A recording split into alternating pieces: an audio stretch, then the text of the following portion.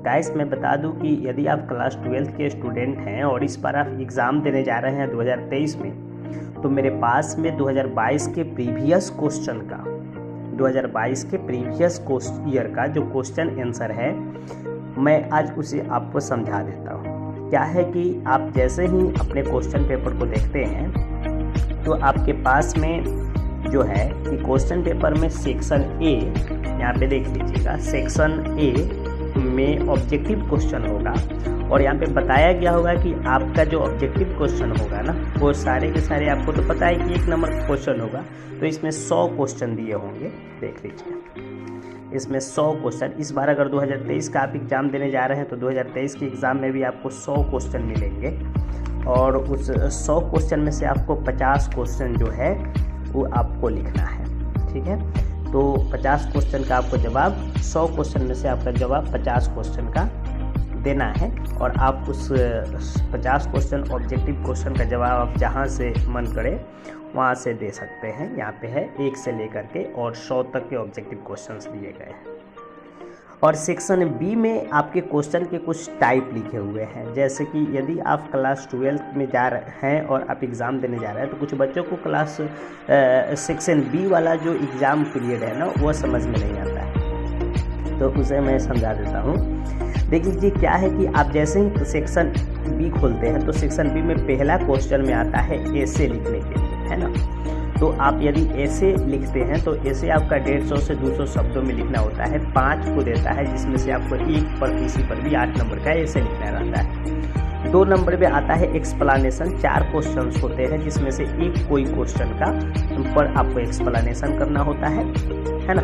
और यहाँ पे आपके पास फिर एक और, तो एक प्रोज का होगा आपका, एक पोएट्री का होगा। तो आप प्रोज और पोएट्री दोनों को, मतलब दोनों बनाना है आपको। एक प्रोज से आपको 4 नंबर का क्वेश्चन मिल जाता है, एक पोएट्री से 4 नंबर का क्वेश्चन मिल जाता है। उसके बाद में आप फिर जब पाना पलटते हैं तो आपके पास में जैसे ही पाना पलटते हैं तो आपके पास क्या हो जाता है, देखिएगा थोड़ा ध्यान से। आपके पास कुछ क्वेश्चंस होते हैं, जैसे यहाँ पे है ना।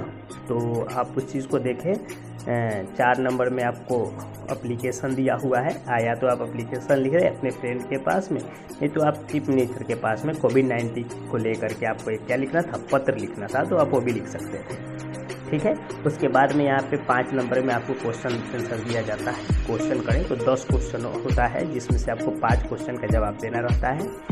अब बात है 6 नंबर क्वेश्चन की। तो 6 नंबर क्वेश्चन में देखिए, एक समरी होता है प्रोज सेक्शन से, एक समरी होता है पोएट्री सेक्शन से। उसके बाद में स्टोरी ऑफ इंग्लिश से कुछ क्वेश्चन होते हैं। उसके बाद में ऑब्जेक्टिव क्वेश्चन, उसके बाद में आपके पास में आता है मिलान चिन्ह करने के लिए, है ना। उसके बाद में फिर ट्रांसलेशन आता है और फिर एक और मिलान चिन्ह आता है। तो एक बात याद रखिएगा आप हमेशा कि आपको 6 नंबर क्वेश्चन में 3 को क्वेश्चन का जवाब देना है। और ये क्वेश्चन 1 2 3 4 5 6 क्वेश्चन आपको होंगे, आपके पास होंगे, और आपको 6 क्वेश्चन में से 3 को क्वेश्चन का जवाब देना है और आपको 5 नंबर का क्वेश्चन होगा। तो मैं जहाँ तक बच्चों को कहता हूँ कि आपको क्या करना है कि जब आप क्वेश्चन का जवाब देने जा रहे हैं, है ना, 6 नंबर क्वेश्चन का, तो आप 2 में से कोई, जैसे प्रोज सेक्शन हुआ तो प्रोज सेक्शन, नहीं तो पोएट्री सेक्शन हुआ तो पोएट्री सेक्शन, तो दोनों में से किसी एक पर एक समरी आप लिख दें और 2 आप मिलान चिन्ह कर लें। क्योंकि मैं ट्रांसलेशन बनाने का, अगर आपका ट्रांसलेशन ठीक है तो आप ट्रांसलेट कर सकते हैं, या फिर आपको स्टोरी ऑफ इंग्लिश से कोई क्वेश्चन आता है तो आप स्टोरी ऑफ इंग्लिश से भी कोई क्वेश्चन लिख सकते हैं। लेकिन मेरा जहाँ तक मानना है कि सबसे बेस्ट क्या होगा कि आप एक समरी लिखें, है ना, और उसके बाद में 2 मिलान चिन्ह कर लें, है ना। या फिर आप ट्रांसलेशन कर सकते हैं, तो लगातार आप मिलान चिन्ह, ट्रांसलेशन, मिलान चिन्ह। लेकिन मैं ट्रांसलेशन ज़्यादातर नहीं बताता हूँ करने के लिए, क्योंकि ट्रांसलेशन थोड़ा सा हार्ड हो जाता है और आप समरी याद करते हैं तो आपके लिए बेटर भी होता है और आपके लिए अच्छा भी होता है। उसके बाद आता है एक पैसेज 2 तरह का देता है। एक तो आपको क्वेश्चन चूज करके लिखना रहता है और दूसरा उसका सूटेबल टाइटल भी देना पड़ता है। ठीक है, तो इस क्वेश्चन को देख लीजिए और बहुत खूबसूरत तरीके से इसे समझ